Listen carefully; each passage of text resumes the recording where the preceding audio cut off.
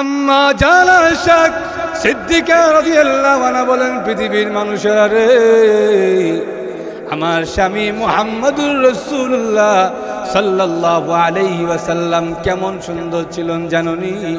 আম্মা জান আয়েশা শেরের মাধ্যমে, কবিতার মাধ্যমে বলেন, লানা শামসুন ওয়ালিল আফাকি শামসুন, লানা শামসুন ওয়ালিল আফাকি শামসুন, ওয়া শামসি আফদালু মিন শামসিস সামাই, ফাইন্না আশ-শামসা তাতলু'ু বা'দাল ফাজরি ওয়া শামসি তাতলু'ু বা'দাল ইশাই। আম্মা জান আয়েশা সিদ্দিকা রাদিয়াল্লাহু আনহা ডাক দিয়ে বলেন, পৃথিবীর মানুষেরা রে, আকাশে একটা সূর্য আছে আর আমাদের একটা সূর্য আছে। আকাশের সূর্যের চাইতে আমি আয়েশার সূর্য কোটি গুণ বেশি উত্তম। আকাশের সূর্য আছে আর আমার নিজের একটা ব্যক্তিগত সূর্য আছে।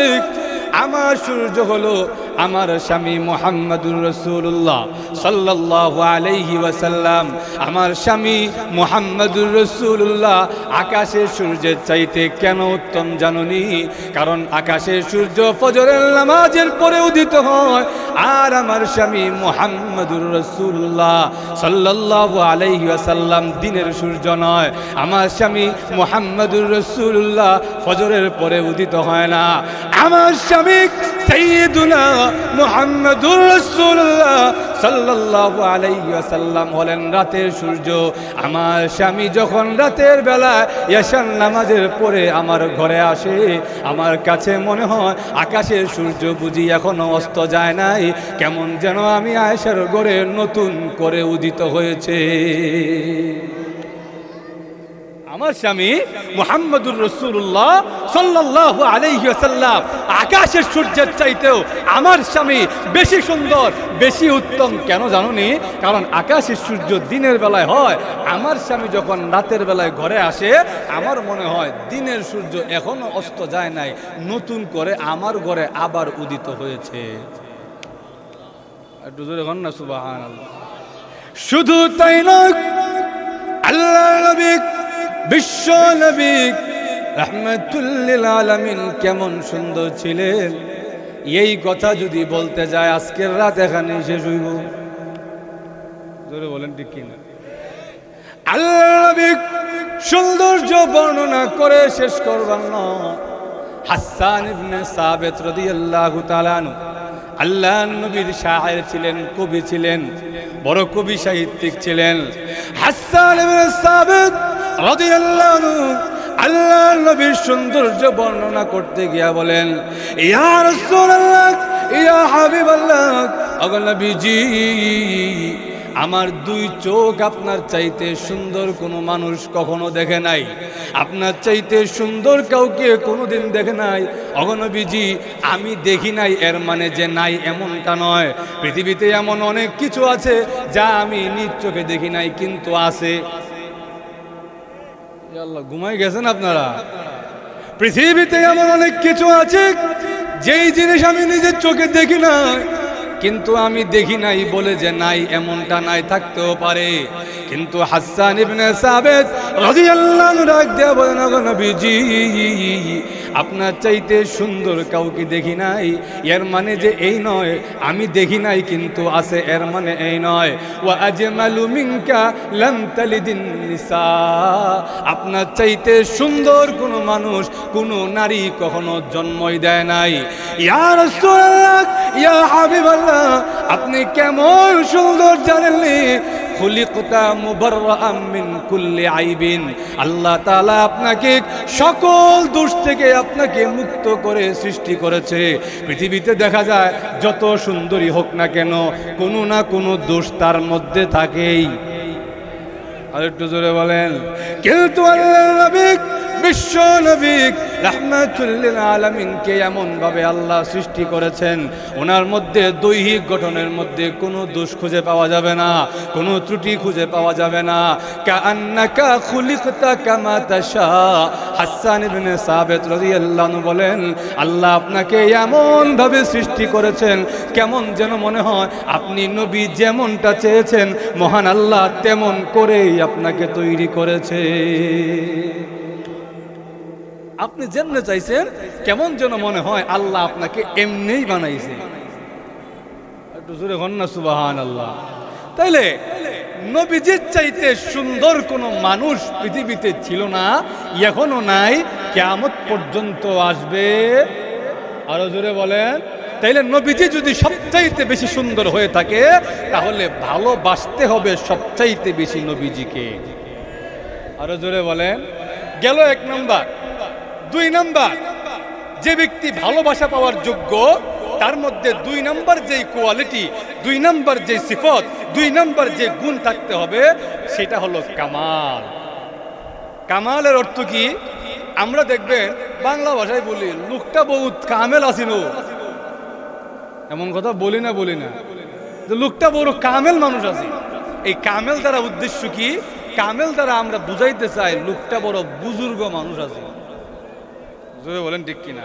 এবার আমি আপনাদেরকে প্রশ্ন করি, আকাশের নিচে জমিনের উপরে আল্লাহর নবীর চাইতে বড় কোনো কামেল মানুষ আর আছে তো? আরো জোরে বলেন। নবীজি কেমন কামেল ছিলেন, নবীজি কেমন বুজুর্গ ছিলেন। আল্লাহ রাব্বুল আলামিন আমার নবীর মুখ থেকে কোনো দোয়া বের হইতো, আল্লাহ সেই দোয়া মাটিতে পড়তে দিতেন না। আল্লাহর কাছে নবীজির ইজ্জত আর সম্মান কত বেশি, নবীজি কারো জন্য দোয়া করতে দেরি, দোয়া পূরণ হইতে দেরি না। সুবহানাল্লাহ। আর না হলে ওমর ইবনে খাত্তাব রাদিয়াল্লাহু আনহু, ইবনে মাজাতে আসছে, নবীজি দোয়া করছে, আল্লাহুম্মা আইজ্জাল ইসলামা বিউমর ইবনুল খাত্তাব। আল্লাহ আপনি ওমর ইবনে খাত্তাবের দ্বারা ইসলামকে বিজয়ী করে দেন। ওমর ইবনে খাত্তাব রাদিয়াল্লাহু আনহু তখনও মুসলমান হন নাই, নাঙ্গা তলোয়ার নিয়ে নবীজিকে হত্যা করতে আসছিলেন, কিন্তু নবীজির দোয়ার অ্যাকশন এমন, নাঙ্গা তলোয়ার নিয়ে যেই লোক নবীজিকে হত্যা করতে আসে দোয়ার বরকতে ইতিহাসের শ্রেষ্ঠ সাহাবীদের মধ্যে একজন হয়ে যায়। আর একটু জোরে বলেন না সুবহানাল্লাহ। হযরত আবু হুরায়রা রাদিয়াল্লাহু তাআলা ওনার আম্মা বুখারী শরীফের মধ্যে আসছে, উনি নবীজির কাছে গিয়া বলে, ইয়া রাসূলুল্লাহ, আমার আম্মার কাছ থেকে ছুটতে আপনার দরবারে আসতে আমার বড় কষ্ট হয়। ওখানে আমার আম্মা আপনার বড় গোর বিরোধী, আর আমি কেন আপনার দরবারে আসি এজন্য আমার বাড়ির জায়গা দিতে চায় না। আপনি একটু দোয়া করে দেন আমার আম্মার জন্য, যেন আমার আম্মাকে আল্লাহ হেদায়াত দেয়া দেয়। নবীজি হাত তুললেন, আল্লাহুম্মা হদি উম্মা আবি হুরায়রা।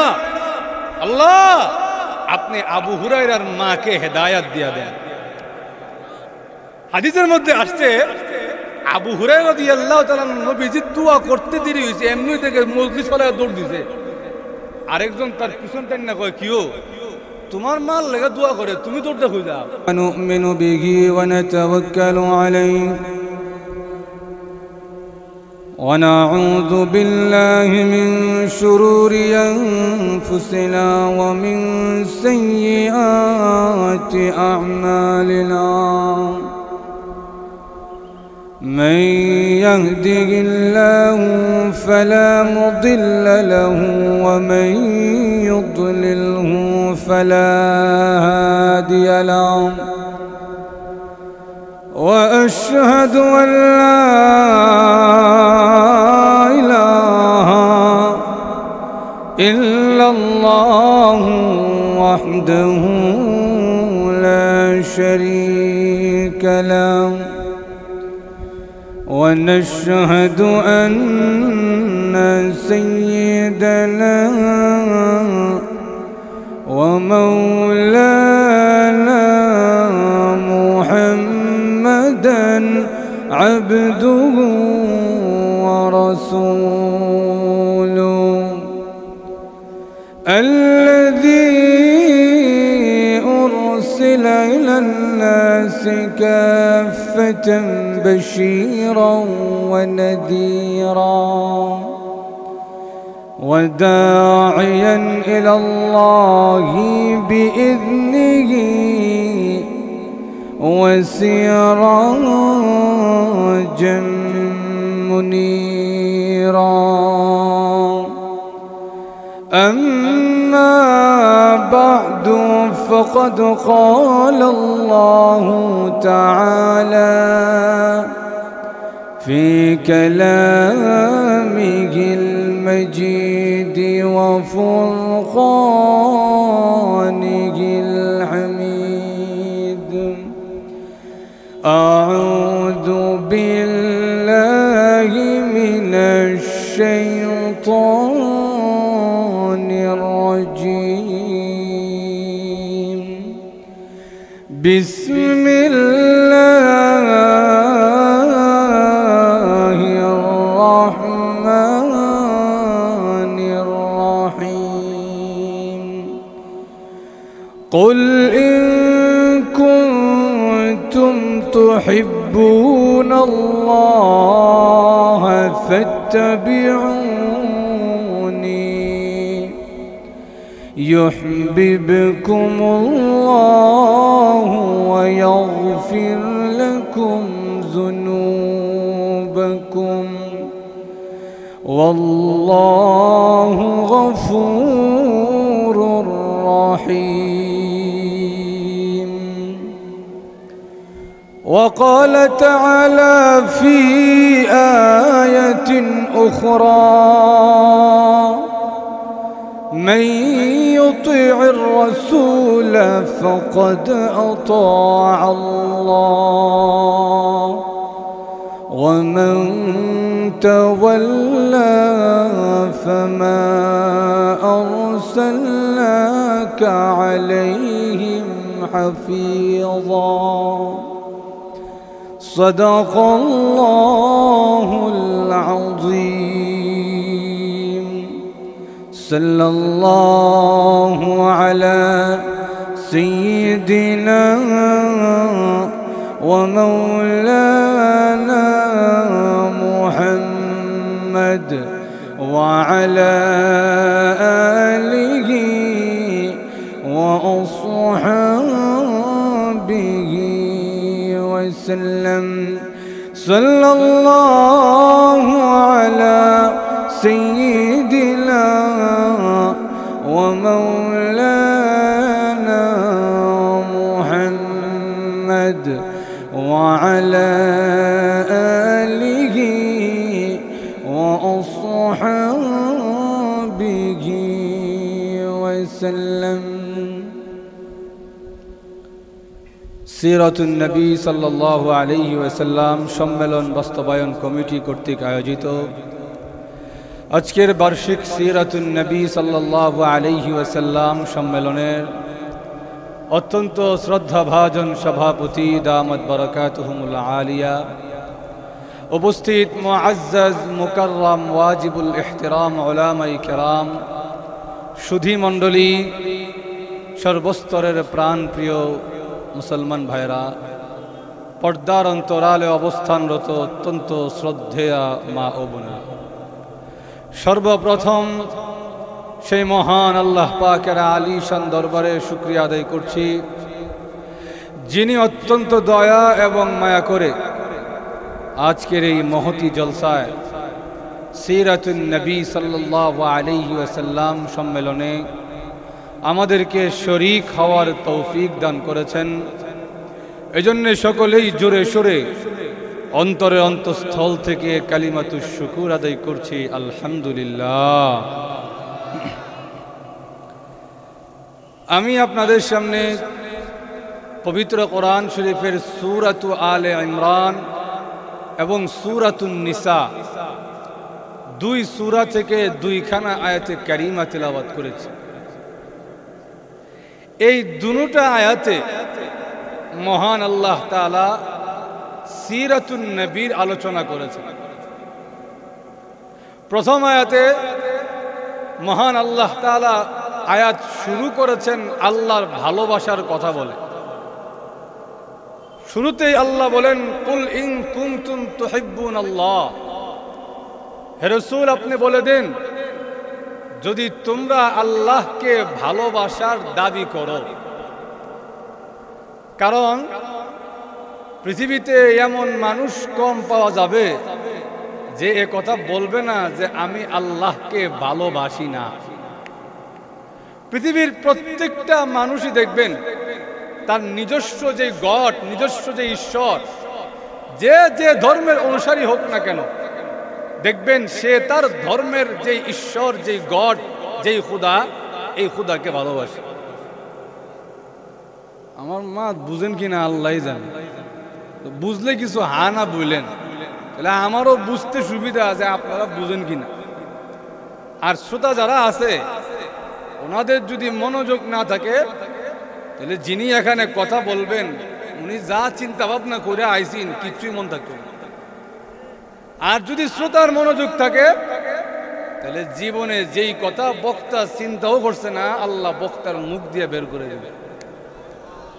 এজন্য আপনারা মনোযোগ দিয়ে শুনবেন তো? সবাই রাজি আছেন তো ইনশাআল্লাহ? দেখেন, আমাদের সমাজের দিকে লক্ষ্য করলে দেখবেন সবাই আল্লাহকে ভালোবাসার দাবি করে। দেখবেন গাঞ্জা টানে, কুলকি টানে, মুস এমন বড় করছে গুতায়া পথ বাইর করুন লাগে। এমন লোকও দেখবেন যদি জিজ্ঞেস করেন তোমার এই সুরত কেন, সেও বলবে আল্লাহ পাওয়ার জন্য। জোরে বলেন ঠিক কিনা? আমি নিজেও শুনছি এই কথা যে বলছে, এটা আমি বানায় বানায় বলছি এরকম না, আমি নিজ কানে শুনছি। যেমন গাঞ্জা কুলকি টানে, জিজ্ঞেস করছে এই সুরত কেন, এই বান ধরছি আল্লাহ পাওয়ার লাগি।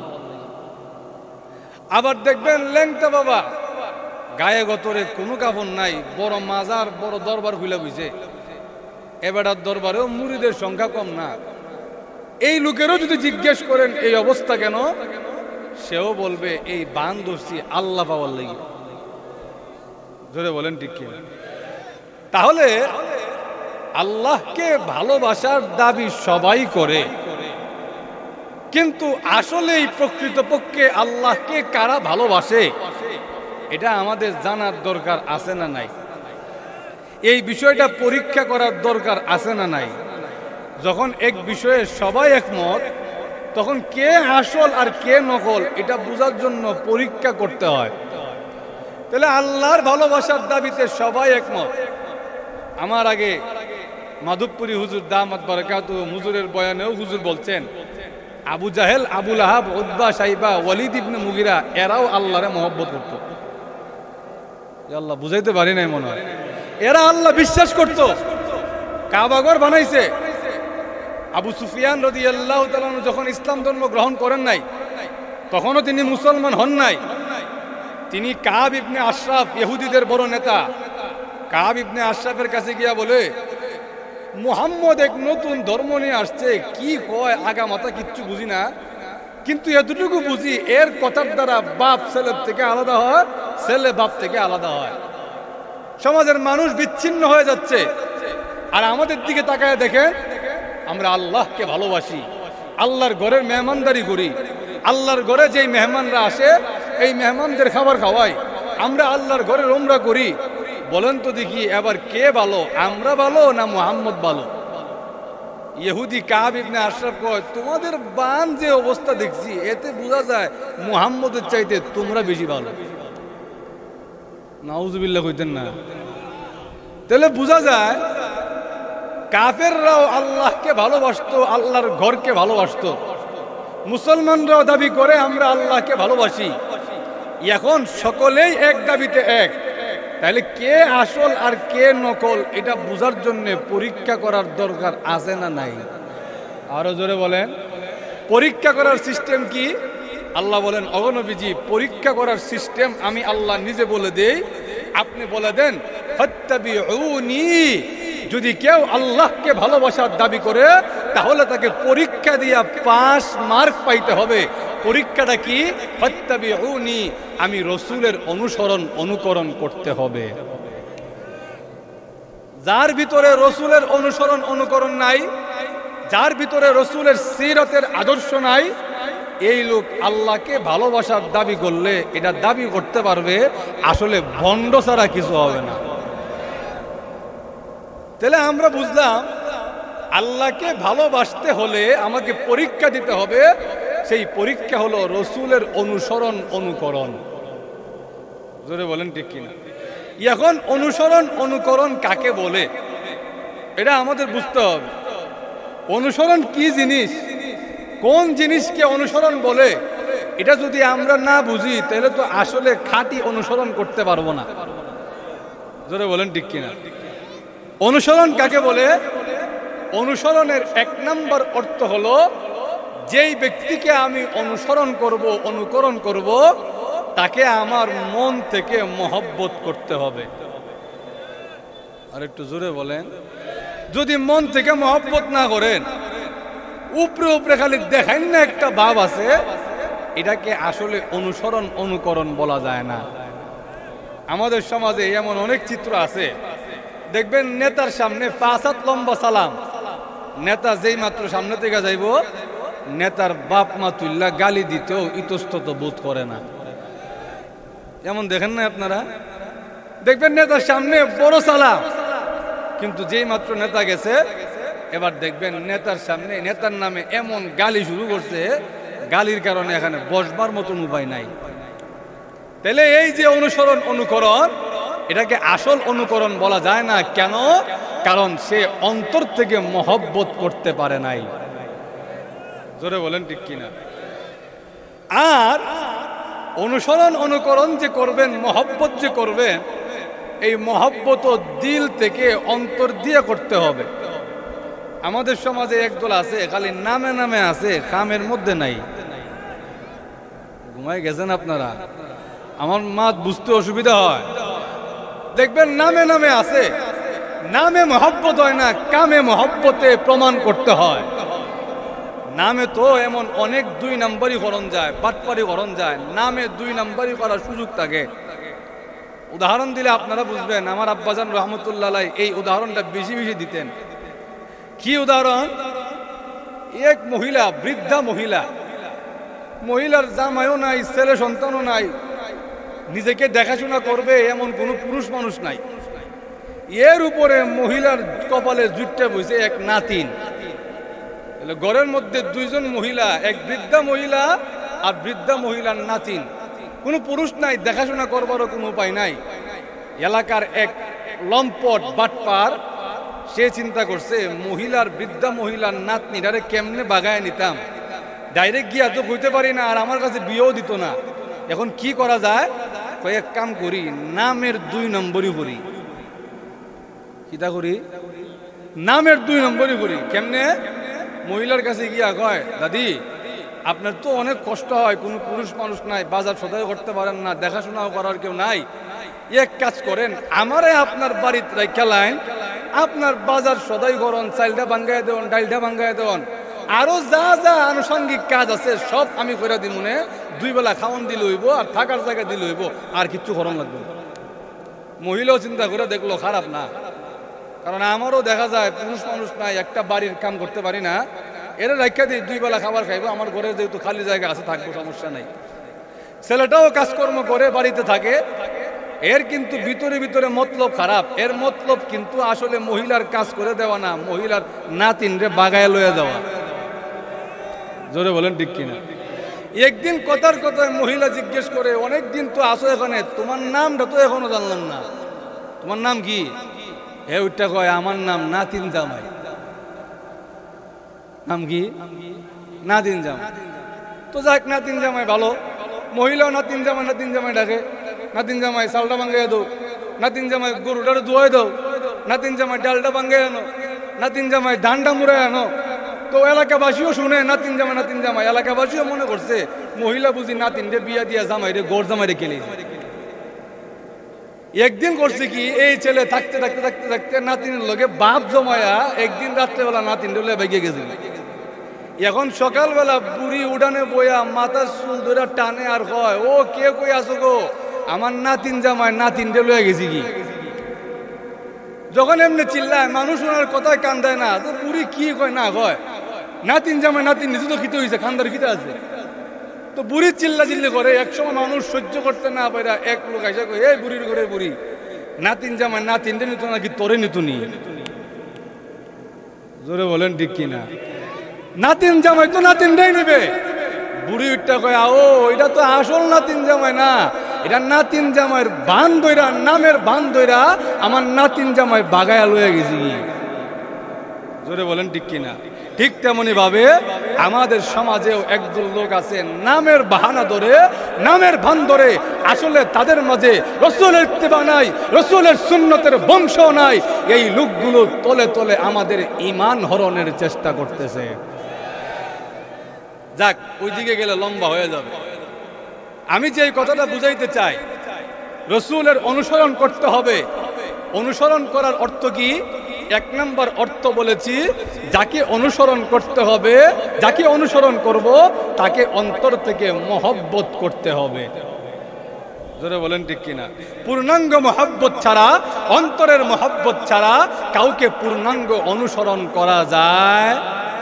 আরো জোরে। এবার আসেন, মহব্বত কারে করব? রাসূল সাল্লাল্লাহু আলাইহি ওয়াসাল্লামকে মহব্বত করতে হবে। নবীজিকে কেমন মহব্বত করব? আল্লাহ রসুল বলেন, লা ইউমিনু আহাদুকুম হাত্তা আকুনা আহাব্বা ইলাইহি মিন ওয়ালিদিহি ওয়া ওয়ালাদিহি ওয়ান নাসি আজমাইন। তোমাদের কেউ ততক্ষণ পর্যন্ত ঈমানদার হবে না, মুমিন হবে না, যতক্ষণ না পর্যন্ত আমি রসুলকে তার নিজের চাইতে, তার বাবার চাইতে, তার মায়ের চাইতে, তার সন্তানের চাইতে, নিজের জানের চাইতেও বেশি মহব্বত না করবে। তাহলে অনুসরণ যদি নবীজিকে করতে হয়, ভালোবাসতে হবে সবচাইতে বেশি। আমার কথা বুঝেন কিনা আল্লাহ জানে। তাহলে একটু আওয়াজ দিয়ে বলেন, অনুসরণ যদি নবীজিকে করতে হয়, ভালোবাসতেও হবে সবচাইতে। আরো জোরে। এখন আপনাদের কাছে আমার প্রশ্ন, নবীজিকে সবচাইতে বেশি ভালোবাসতে হবে কেন? নবীজি যে বললেন, আমাকে তোমার নিজের জানের চাইতে, সকল মানুষের চাইতে, তোমার বাপের চাইতে, তোমার মায়ের চাইতে, তোমার সন্তানের চাইতেও আমি রসুলকে বেশি মহব্বত করতে হবে, আর নাইলে তুমি পরিপূর্ণ ঈমানদার হতে পারবে না। এখন প্রশ্ন হলো, নবীজিকে সবার চাইতে বেশি ভালোবাসতে হবে কেন? প্রশ্ন বুঝাইতে পারছি কিনা আল্লাহই জানে। এবার উত্তর হলো, ভালোবাসা, পূর্ণাঙ্গ ভালোবাসা পায় যেই ব্যক্তি, তার মধ্যে 4টা গুণ পাওয়া লাগে। জোরে বলেন, কয়টা গুণ? 4টা। 4টা গুণ যার মধ্যে পূর্ণাঙ্গ রূপে পাওয়া যায় না, তাকে পূর্ণাঙ্গ মহব্বত করা যায় না। 1 নাম্বার, 4টা গুণের মধ্যে 1 নাম্বার জামাল। 1 নাম্বার হলো, যাকে আমি মহব্বত করব, যাকে আমি সবচাইতে বেশি মহব্বত করব, তাকে সুন্দরও হইতে হবে সবচাইতে বেশি। বলেন ঠিক কিনা? যেই লোকের দেখা যায় এইদিকে মুখ দিয়ে লালা পরে, আল্লাহ আল্লাহ খিতা জান এইদিকে পরে, এই লোকের দেখলেই তো দূর থেকে চলে যেতে মন চাইবে। ভালোবাসা তো বহুত দূরের কথা। জোরে বলেন ঠিক কিনা? তাহলে মহব্বত আমি যাকে করব, আমার ভালোবাসা যিনি পাওয়ার যোগ্য, তাকে 1 নাম্বার গুণ হইতে হবে, তাকে সবচাইতে বেশি সুন্দর হইতে হবে। জোরে বলেন ঠিক কিনা? এখন আমি আপনাদের কাছে প্রশ্ন করি, আল্লাহর নবীর চাইতে বেশি সুন্দর পৃথিবীতে কেউ ছিল? আরো জোরে। এখন কেউ আছে? কিয়ামত পর্যন্ত কেউ আসবে? আরো জোরে বলেন। আল্লাহর নবী কেমন সুন্দর ছিলেন? আল্লাহর নবী বিশ্ব নবী রাহমাতুল লিল আলামিন, নবীজি চেহারা কেমন সুন্দর ছিল, দৈহিক গঠন কেমন সুন্দর ছিল।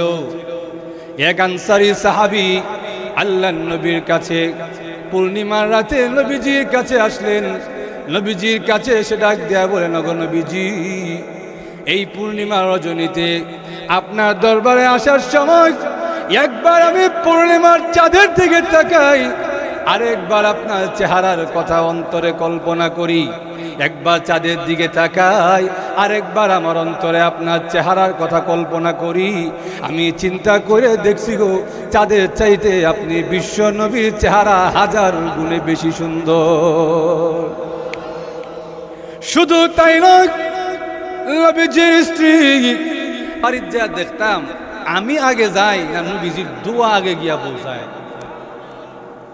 আবু হুরায়রা রাদিয়াল্লাহু তাআলা আনহু দরজার কাছে গেছেন, গিয়া ঘরের দরজার মধ্যে যেই মাত্র কোরআন আনলেন, আওয়াজ দিলেন, দেখলেন ঘরের ভিতর থেকে পানির আওয়াজ শোনা যায়।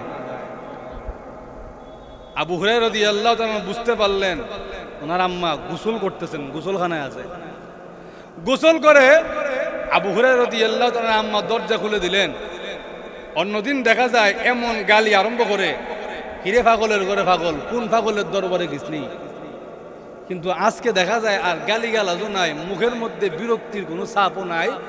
আজকে দেখা যায় জাদুমুনি, সোনামুনি, টুনটুমুনি ডাইকা ডাইকা কয়, আবু হুরায়রা সকাল থেকে এই পর্যন্ত কোথায় ছিলে? আবু হুরায়রা কয়, মুখের ভাষা শুনে বোঝা যায় আমার আগে নবীজি দোয়া হিসাব উঠে গেছে। কি আবু হুরায়রা বলেন, আম্মা নবীজির দরবারে গেছিলাম, নবীজির দরবার থেকে এই মাত্র আসলাম। আবু হুরায়রা আম্মা কয়, তুই যে প্রতিদিন মুহাম্মদ সাল্লাল্লাহু আলাইহি সাল্লামের দরবারে যাস, একদিন আমারে নিয়ে যাস না, দেখি মুহাম্মদের দরবারে কি আছে। আবু হুরায়রা কয়, আপনার মুখের ভাষা যে নরম হইছে এটা এমনি হইছে না, নবীজির দোয়ার কারণে হইছে। সুবহানাল্লাহ। কয়, আম্মা চলেন আজকে আপনারে নিয়ে যাই, নবীজি আছে, চলেন নবীজির দরবারে আপনাকে নিয়ে যাই।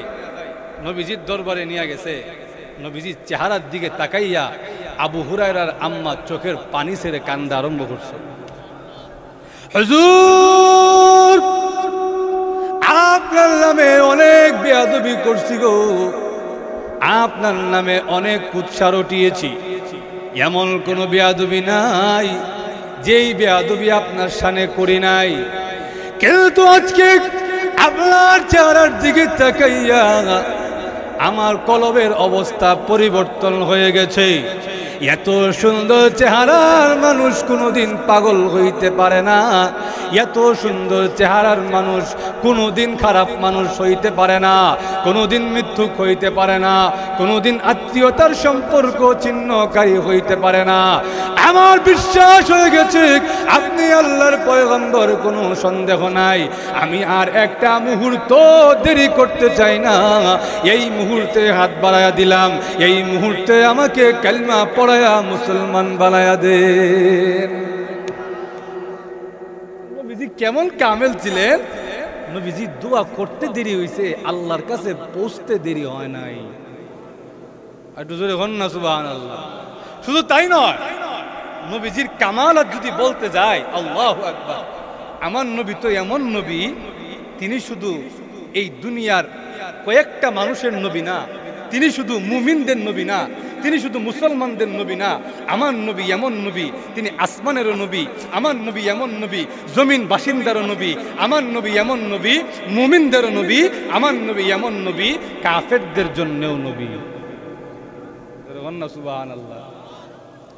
নবীজি মনের মধ্যে বড় আশা যে আল্লাহ আমাদের, আপনাদের কাছে আমি জানতে চাই, বলেন তো দেখি আমাদের প্রথম কেবলা কোনটা? সামনের থেকে এক দুজন বলেন। মসজিদুল আকসা, বাইতুল মুকাদ্দাস।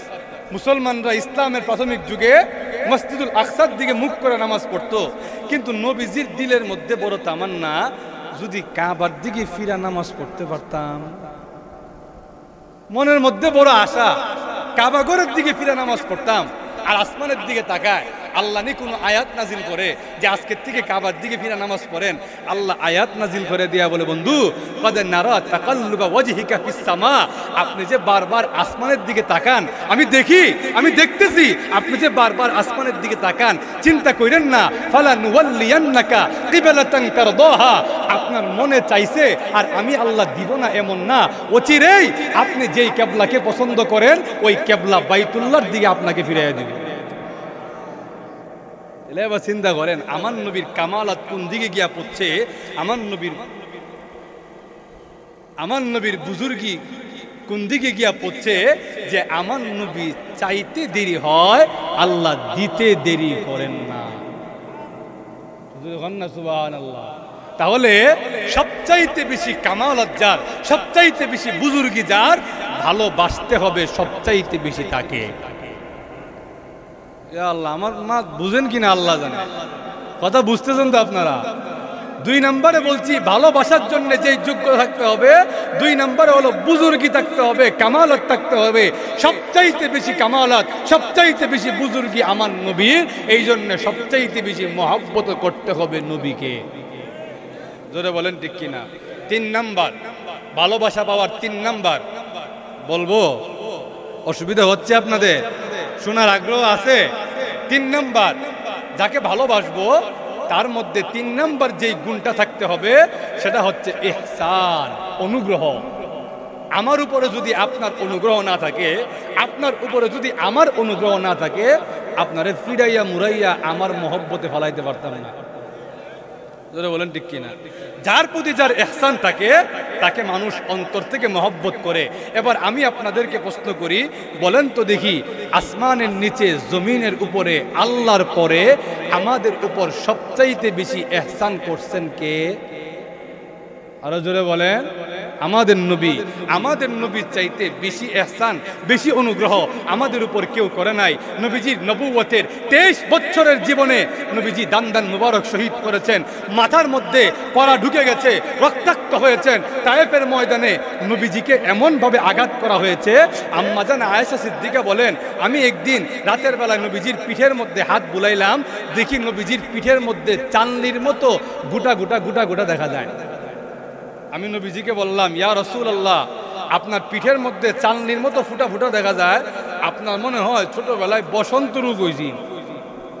আল্লাহর নবী ডাক দিয়া বলেন, আয়েশা, যেই নবীর গায়ে একটা মাছি বসার অনুমতি নাই, যেই নবীর গায়ে একটা কীট পতঙ্গ বসার অনুমতি নাই, সেই নবীর বসন্ত রোগ হইব কেমনে? এগুলা কোনো বসন্ত রোগের দাগ নয়।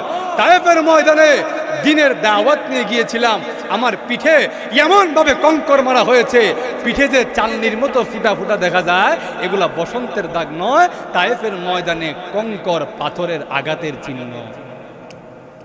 তাহলে যেই নবী এত কষ্ট আমাদের জন্য করছেন যেন আমরা জাহান্নামে না যাই, জাহান্নামে যাওয়া থেকে নবীজি আমাদেরকে আঁকড়ায় ধরছেন, যেই নবীর আমাদের উপরে এত ইহসান, ভালোবাসতে হবে সবচাইতে বেশি সেই নবীকে। জোরে বলেন ঠিক কিনা? 4 নম্বর সর্বশেষ ভালোবাসার 4 নম্বর গুণ, সেটা হলো কারাবাত, নিকট নৈকট্যশীল। অর্থাৎ যাকে আমি ভালোবাসবো তিনি আমার কাছের মানুষ হইতে হবে। কাছের মানুষ ছাড়া মানুষ আর মহব্বত করতে যায় না। জোরে বলেন ঠিক কিনা? এবার আমি আপনাদেরকে প্রশ্ন করি, বলেন তো দেখি, নবীজির চাইতে বেশি কাছের আর কেউ আছে? তো আরো জোরে। আর যে কেউ নাই, বুঝলেন কেমনে? প্রশ্ন আসতে পারে, হুজুর, আমার আম্মা তো মনে হয় আমার বেশি কাছে, আমার বাপ তো মনে হয় আমার বেশি কাছে, আমার চাচা তো মনে হয় আমার বেশি কাছে, আমার ভাই তো মনে হয় আমার বেশি কাছের। বেশি কাছের দুনিয়াতে মনে হইল, আসল পরীক্ষা হবে কিয়ামতের দিন। কিয়ামতের দিন গিয়া দেখবেন কেউ আপনার আপন না। আরো জোরে বলেন। আল্লাহ নিজেই কোরআনে বলছেন, ফালা আনসাবা বাইনাহুম ইয়াউমাইযিন ওয়ালা ইয়াতাসাআলুন। ওই দিন কোনো বংশ পরিচয় নাই। গিয়া যদি বলেন, কিও ভাই, তুমি না চৌধুরী বংশের, আমি না চৌধুরী বংশের, আয়ো আজকে একসাথে হাতটা মিলাই, তবে বংশ কিতা ইতা বোঝার টাইম এখন আমার নাই। জোরে বলেন ঠিক কিনা? ওয়ালা ইয়াতাসাআলুন। একজন আরেকজনকে ভালো মন্দ জিজ্ঞেস করবে না। দুনিয়ায় দেখা হইলে সিনিয়র না চিনি, ভাই সাহেব কেমন আছেন, বাড়ির সবাই কেমন আছে, জিজ্ঞেস করি। কিয়ামতের দিন দেখা হবে ঠিকই, একজন আরেকজনের সঙ্গে কথা হবে না। জোরে বলেন ঠিক কিনা? ওই দিন বুঝতে পারবেন আসলে দুনিয়াতে যাদেরকে আপন দেখছি একজনও আপন না। আরো জোরে বলেন। কিন্তু ওই দিন একজন মানুষকে দেখতে পাবেন, একজন মানুষকে ব্যতিক্রম দেখতে পারবেন, যিনি সেজদায় পড়ে উম্মতি উম্মতি বলে কাঁদতে থাকবেন। তিনি আর কেউ নন, আমার আপনার নবী মুহাম্মদুর রাসূলুল্লাহ সাল্লাল্লাহু আলাইহি ওয়াসাল্লাম। যেই নবী আমার আর আপনাকে অসহায় অবস্থায় রেখে জান্নাতের দিকে যাবে না, ওই নবী আমার আপনার সবচাইতে বেশি কাছের। যেহেতু নবীজি আমার সবচাইতে বেশি কাছের, ভালোবাসতে হবে সবচাইতে বেশি নবীজিকে। জোরে বলেন ঠিক কিনা? এবার আমি আপনাদেরকে বলি, ভালোবাসার 4টা গুণের কথা বললাম, জামাল, কামাল, ইহসান, কারাবাত সবচাইতে বেশি সুন্দর, সবচাইতে বড় বুজুর্গ, সবচাইতে বড় অনুগ্রহ, সবচাইতে বেশি কাছের মানুষ, এই চারটা গুণের চারোটাই আমার নবীর মধ্যে পাওয়া যায়। সুতরাং সবচাইতে বেশি ভালোবাসতে হবে আমার নবীকে। আরো জোরে আওয়াজ দেয়া বলেন, নবীকে ভালোবাসতে রাজি আছি তো আমরা ইনশাআল্লাহ? কে কে রাজি আছেন একটু হাত তুলে দেখান। আল্লাহ সবাইকে কবুল আর মঞ্জুর করুক। হাত নামান। ভাইরা আমার, যেই কথাটা বুঝাইতে চাই, দেখেন এই যে আজকে রবিউল আউয়াল মাসকে কেন্দ্র করে দেশের বিভিন্ন প্রান্তে সিরাতুন নবী সাল্লাল্লাহু আলাইহি ওয়াসাল্লাম সম্মেলন হচ্ছে, কিন্তু আমাদেরকে মানুষের অন্তরে এই দাওয়াতটা পৌঁছায় দিতে হবে যে ও মানুষ, ও নবীর উম্মত, যেদিকেই দেখবা নবীর বিরুদ্ধে আওয়াজ উঠছে, যেই দিকেই দেখবা শাতিমে রাসূলের গলার আওয়াজ শোনা যায়, নবী প্রেমিক উম্মতেরা সেই শাতিমকে বাংলার জমিনে বরদাস্ত করবে না। নবীর শাতিমকে আমরা আর বরদাস্ত করতে চাই না। গত 16 বছর আমাদের মুখকে বন্ধ করে রাখা হয়েছে। গত 16 বছরে বহু মানুষকে দেখেছি নবীজিকে অকাতরে গালি দেয়, কিন্তু আপনি তাকায় দেখবেন এই দেশে নবীর ইজ্জত রক্ষার জন্যে উলামায়ে কেরাম নিজের বুক টান টান করে দাঁড়ায় গেছেন, নিজের বুকের তাজা রক্ত দিয়েছেন, এরপরেও বাংলার জমিনে নবীর ইজ্জতকে রক্ষা করেছেন, নবীর ইজ্জতের হেফাজত করেছেন। এই জন্যে আপনাদের অন্তরেও এই মেসেজটা দিয়ে দিতে চাই, নবীকে ভালোবাসতে হবে, নবীকে ভালোবাসতে হবে, নবীকে ভালোবাসতে হবে। নবীকে ভালো না বেশে কোনো উম্মত পরিপূর্ণ ঈমানদার হতে পারবে না। এই জন্যে আমার নিজের জানের চাইতেও সবচাইতে বেশি ভালোবাসতে হবে নবীকে। ওমর রাদিয়াল্লাহু তাআলা আনহু একদিন নবীজির কাছে গিয়া বলেন, ইয়া রাসূলুল্লাহ, আমি আপনাকে সবচাইতে বেশি ভালোবাসি, আমার আব্বার চাইতে বেশি ভালোবাসি, আমার আম্মার চাইতে বেশি ভালোবাসি, সকল মানুষের চাইতে বেশি ভালোবাসি, ইল্লা নাফসি, তবে এখনো আমার চাইতে বেশি ভালোবাসতে পারি নাই। নবীজি কয়, আমার তোমার নিজের চাইতেও বেশি মহব্বত না করলে পরিপূর্ণ ঈমানদার হইতে পারবে না।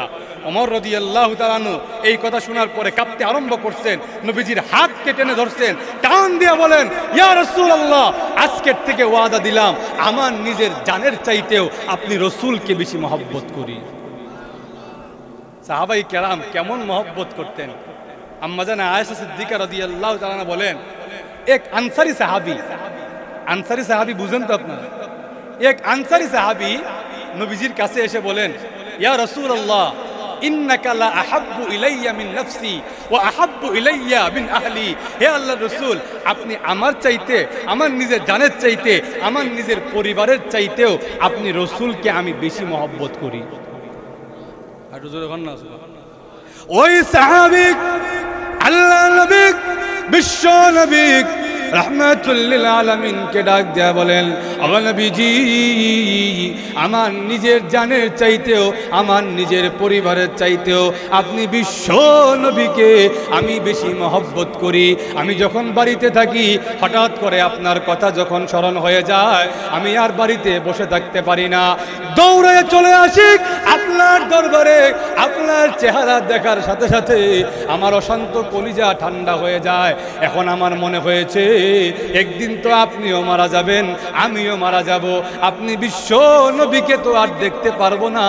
জান্নাতে যখন আপনি চলে যাবেন, আপনি তো অনেক উঁচু স্তরে চলে যাবেন, আমি তো আপনার মতো উঁচু স্তরে থাকতে পারবো না। জান্নাতে যখন যাব, আপনি বিশ্ব নবীকে কেমনে দেখবো গো?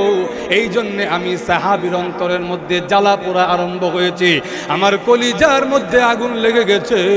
আপনি বিশ্ব নবীকে তো আমি আর দেখতে পারবো না, জান্নাতে গেলেও দেখতে পারবো না, দুনিয়া থেকে বিদায় হয়ে গেলেও আর দেখতে পারবো না। আল্লাহর নবী মাথা নিচু করে বসে আছেন, কোনো জবাব দেয় না। সঙ্গে সঙ্গে মহান আল্লাহ কোরআনের আয়াত নাজিল করে জানায় দিয়েছেন, ও নবীজি, আপনার সাহাবীকে জানায়া দেন, যেই ব্যক্তি আপনি রাসূলকে অনুসরণ করবে, আপনি রাসূলের কথা মতো চলবে, আপনি রাসূলকে সব কিছুর চাইতে বেশি মহব্বত করবে, ওই ব্যক্তি কিয়ামতের দিন, শুধু কিয়ামতের দিন নয়, জান্নাতেও আপনি বিশ্ব নবীর সাথে থাকবে। জান্নাতেও নবীজির সাথে থাকবার ইচ্ছা আছে তো আমরা? আরো জোরে আওয়াজ নাই কেন? জান্নাতে আমাদের সবার নবীজির সাথে থাকার ইচ্ছা আছে তো? কার কার আছে হাত তুলে দেখান। যদি আল্লাহর নবীর সাথে জান্নাতে থাকতে হয় নবীজিকে সবচাইতে বেশি মহব্বত করতে হবে। মহব্বত করার অর্থ হলো সব কিছুতে, আমার দৈনন্দিন জীবনে, আমার জাতীয় জীবনে, রাষ্ট্রীয় জীবনে, পারিবারিক জীবনে, সামাজিক জীবনে আমার রসুলকে অনুকরণ করতে হবে। ধরে বলেন ঠিক কিনা? নবীজিকে যদি অনুসরণ করতে হয় দাড়ি কাটলেও চলবো, আরো জোরে বলেন, নামাজ না পড়লেও চলবো, আর একটু জোরে বলেন, নবীজিকে যদি অনুসরণ করতে হয় সুদ খাইলেও চলবো, ঘুষ খাইলেও তো চলবই। যদি নবীজিকে অনুকরণ করতে হয় আমার মাথার থেকে নিয়ে পা পর্যন্ত এই পূর্ণাঙ্গ বডিতে, আমার দৈনন্দিন জীবন থেকে নিয়ে আন্তর্জাতিক জীবন পর্যন্ত রসুলের সুন্নতের অনুসরণ করতে হবে।